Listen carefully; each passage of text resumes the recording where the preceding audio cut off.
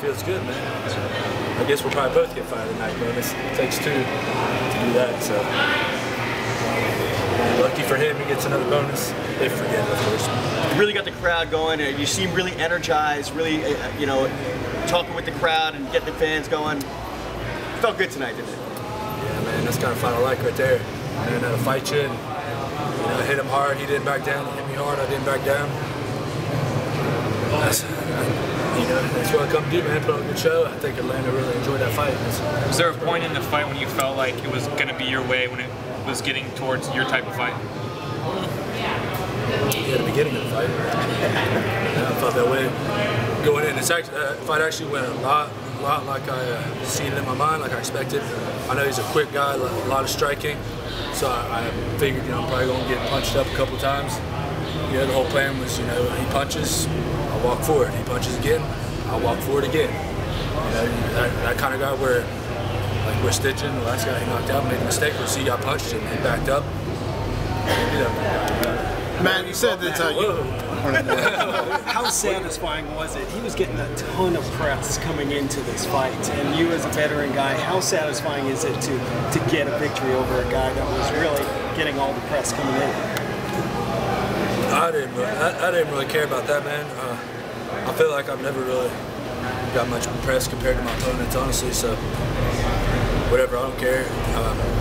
You know, it feels good to put on a great show and, you know, hopefully get my first bonus in my 11th or 12th UFC fight. And, you know, I feel like I've had a few good fights, a few good performances that were worthy. Hopefully, fingers crossed, Dana, if you're listening, please, my kids need that bonus. Matt, you said before some strikes on you. Were you rocked at all? Yeah, I think I was knocked out twice. Second round. Yeah, I remember one time I was completely flashed, completely knocked out. And I was, you know, I remember, yeah, because I was like, I must have turned my back to him when I was knocked out, because, you know, I woke up and, like, you know, he's like over here. I was like, oh no, this is not a good place to be with him. So, Matt, talk about his movement. Did you feel like the pace he has to set, like constantly being in motion, do you feel like contributed to his lack of getting gas issues for the third round? Obviously, I think the face hurts too, but the movement, was that a big problem? Honestly, he didn't move nearly as much as I thought he would.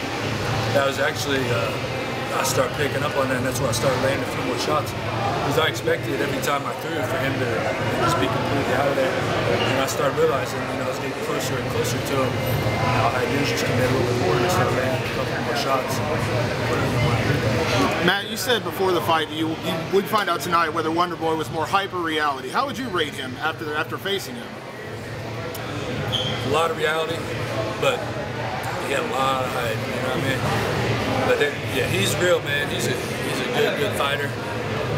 You know. Were you surprised? Actually, his power was pretty good throughout the whole fight. It was just a matter of, like, you know, you watch his fights and you hear all the hype about him, you can't help but kind of go, man, you know, what's this freaking guy going to do? You know what I mean? And I see, you know, watching his kickboxing matches and stuff, and, you know, hearing GSP say he's the greatest striker ever, blah, blah.